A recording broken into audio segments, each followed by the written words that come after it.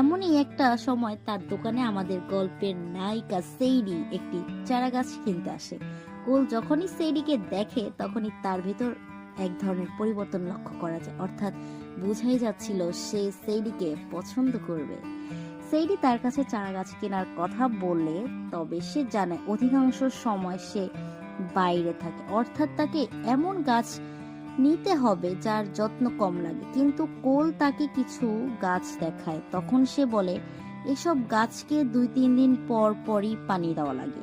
এটা শুনে সেইডি তাকে বলে যেসব গাছ কম যত্ন নেওয়া লাগে, যেসব গাছ দেখতে যেমনটা একটা বলা যায় ক্যাকটাস জাতীয় গাছের কথা সে বলছে। সেইডি বলে যে খুব বেশি সময় দিতে পারবে না, কারণ অধিকাংশ সময় তার দূর দূরান্তে ট্রাভেল করতে হয়।